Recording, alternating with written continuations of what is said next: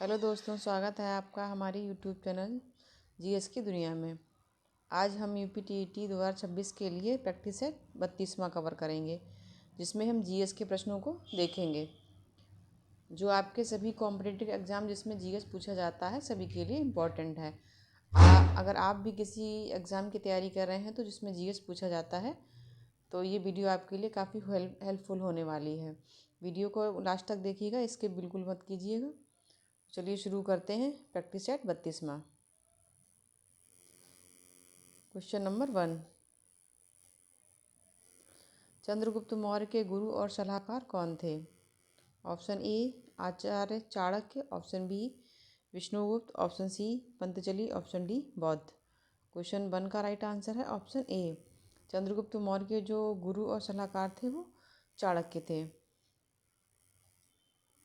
और जिन्होंने उन्हें नंद वंश को उखाड़ फेंकने और मौर्य साम्राज्य की स्थापना में मदद की थी। वे उनके प्रधानमंत्री भी थे। जो चाणक्य जो थे उन्होंने ही उनको जो धनानंद था उसको राजा के पद से हटाकर नंद वंश को ख़त्म करके मौर्य साम्राज्य की स्थापना करने में उनकी सहायता की थी। और फिर बाद में मौर्य साम्राज्य के वो प्रधानमंत्री भी बने थे। और उन्होंने चंद्रगुप्त को राजनीतिक, कूटनीतिक और युद्ध की शिक्षा दी, और अर्थशास्त्र नामक ग्रंथ भी लिखा था चाणक्य ने। क्वेश्चन 1 का राइट आंसर है option A. Next question, question number 2, Maurya साम्राज्य की राजधानी कहाँ थी? Option A Vaishali, option B Pataliputra, option C Ujjain, option D Taxila. तो जो मौर्य साम्राज्य की राजधानी थी वो थी पाटलिपुत्र। क्वेश्चन 2 का जो राइट आंसर है वो है ऑप्शन बी। मौर्य साम्राज्य की राजधानी पाटलिपुत्र थी। यह प्राचीन शहर गंगा और सोन नदियों के संगम पर स्थित है। वर्तमान में इसे पटना कहा जाता है, और यह चंद्रगुप्त मौर्य और अशोक के शासनकाल में समृद्ध केंद्र था। जो मौर्य साम्राज्य था उस समय जो पाटलिपुत्र था, जो आज का पटना है, उस समय बहुत ही सुख समृद्धि वाला शासन था वहाँ पे पाटलिपुत्र में, और उसकी राजधानी बहुत ही ज़्यादा समृद्ध थी।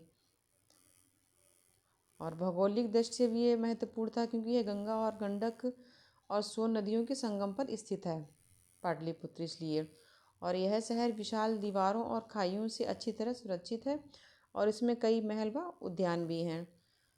तो क्वेश्चन 2 का राइट आंसर है option B. Next question, question number 3, Sundarban biosphere reserve किस राज्य में स्थित है? Option A Kerala, option B Uttar Pradesh, option C Paschim Bengal, option D Orissa. तो जो सुंदरबन बायोस्फीयर रिजर्व है वो पश्चिम बंगाल में पड़ता है, पश्चिम बंगाल में स्थित है। और यह दुनिया का सबसे बड़ा मैंग्रोव वन है जो गंगा, ब्रह्मपुत्र और मेघना नदियों के डेल्टा पर फैला हुआ है। यह क्षेत्र रॉयल टाइगर और खारे पानी के मगरमच्छों के लिए भी प्रसिद्ध है। और इसकी विशेषता है कि यह यूनेस्को की विश्व धरोहर स्थल और रामसर स्थल के रूप में भी मान्यता इसको दी गई है। तो इसको यूनेस्को में 1987 में शामिल किया गया था, और रामसर स्थल में 2019 में इसको शामिल किया गया था। ये आपको याद रखना है कि जो हमारा सुंदरवन बायोस्फीयर रिजर्व है उसको 1987 में यूनेस्को की विश्व धरोहर स्थल में शामिल किया गया था, और रामसर स्थल में 2019 में शामिल किया गया था। और इसका जो क्षेत्रफल है वो 9,630 वर्ग किलोमीटर क्षेत्र में ये फैला हुआ है सुंदरबन बायोस्फीयर रिजर्व। तो क्वेश्चन 3 का राइट आंसर है option C. Next question, question number 4, विश्व के बायोस्फीयर रिजर्व प्रोग्राम का संचालन किसके द्वारा किया जाता है? Option A G20, option B map कार्यक्रम, option C WWF, option D CBD। तो क्वेश्चन 4 का जो राइट आंसर है वो है ऑप्शन बी। MABA कार्यक्रम के द्वारा इसका संचालन किया जाता है।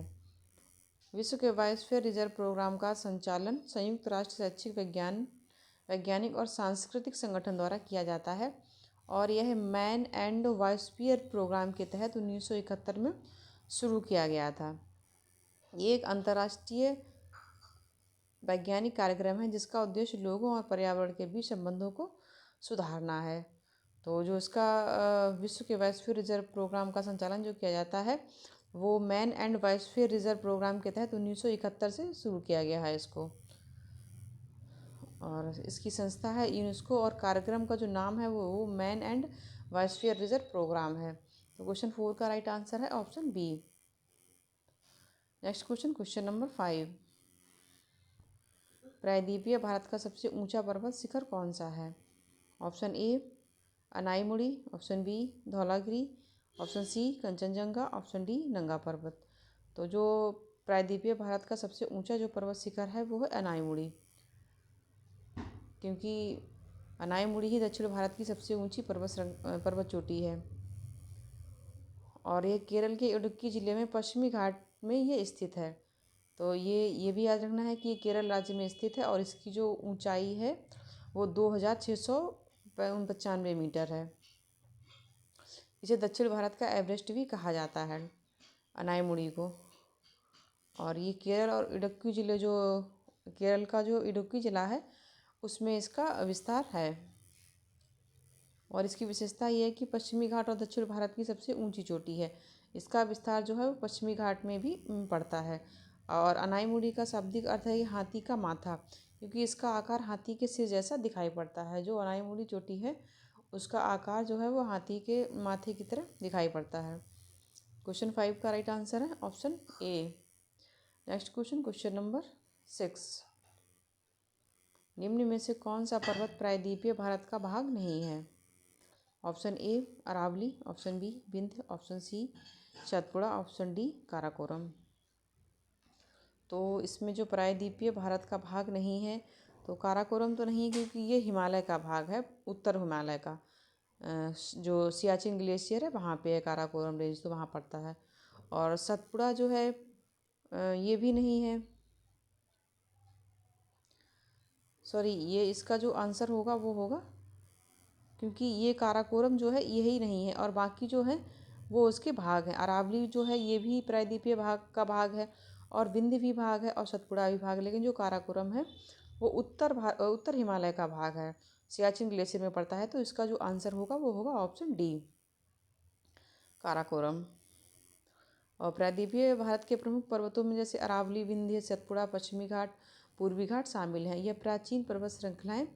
अरावली जो है वो सबसे पुराना पर्वत है।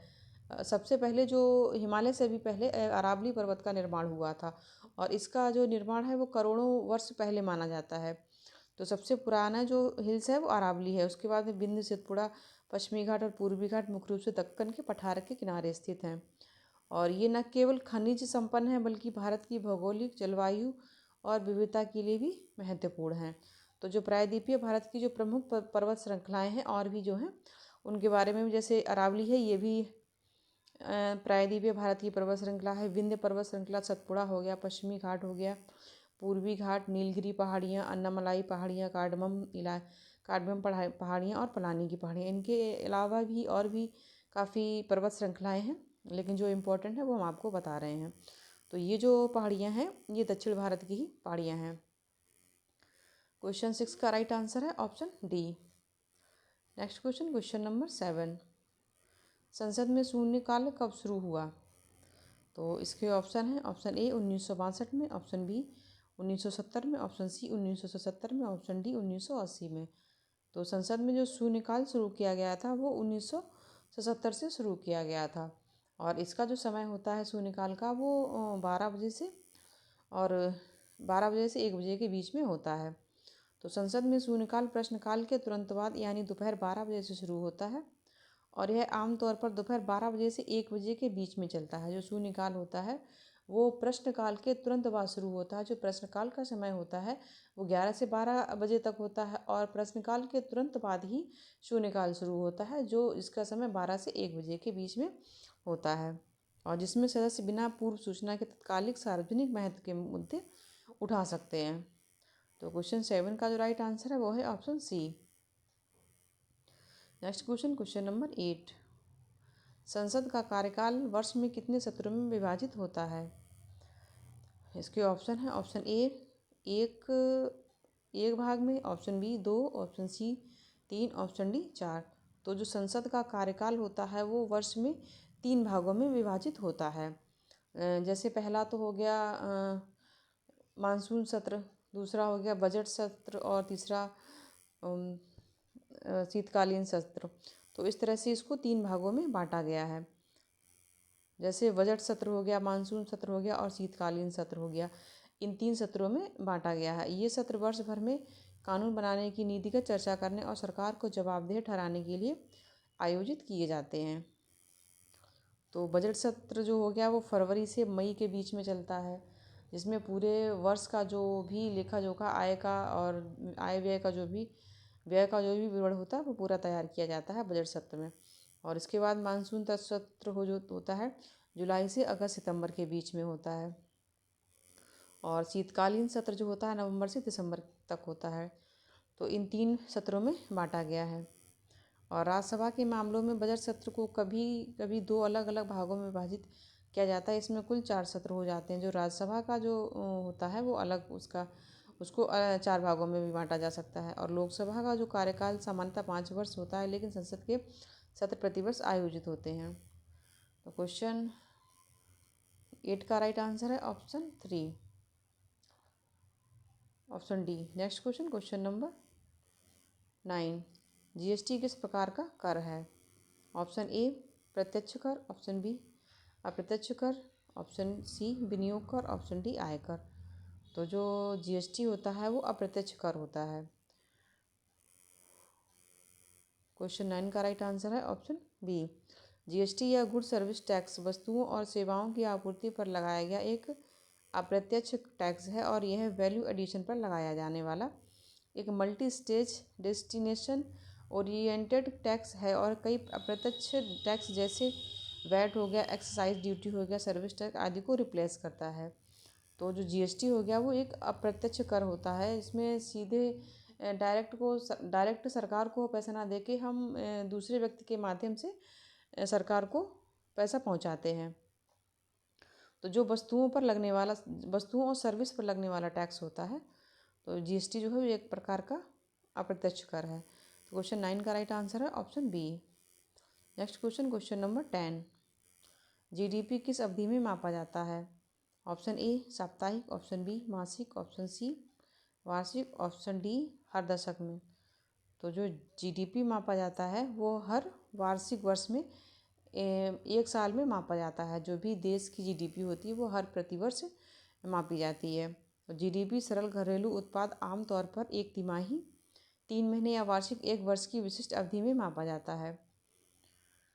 और यह देश की सीमाओं के भीतर उत्पादित अंतिम वस्तुओं और सेवाओं के कुल मूल्य को दर्शाता है। तो जो भी देश के अंदर जो भी उत्पाद बनते हैं, वस्तुओं का निर्माण होता है और जो भी सर्विस दी जाती हैं, सेवाएं दी जाती हैं, उनके कुल जो सकल घरेलू उत्पाद में जो कुल उसकी जो सेवाओं का जो मूल्य होता है उसको दर्शाता है। तो जीडीपी की मापन अवधि के मुख्य बिंदु होते हैं। यह वित्तीय वर्ष में भारत में 1 अप्रैल से 31 मार्च में देश के कुल उत्पादन का प्रतिनिधित्व करता है। तो क्वेश्चन 10 का जो राइट आंसर है वो है ऑप्शन सी। जीडीपी जो है वो वार्षिक अवधि में नापा जाता है, साल में एक बार। तो ये था क्वेश्चन 10। मिलते हैं, ये हमारा आज का 32वां प्रैक्टिस सेट था। मिलते हैं नए प्रैक्टिस सेट में नए प्रश्नों के साथ। तब तक के लिए नमस्कार। ऐसे ही यूज़फुल वीडियो पाने के लिए हमारे चैनल को सब्सक्राइब करें ताकि हमारी हर वीडियो की नोटिफिकेशन आप तक पहुंचती रहे। धन्यवाद।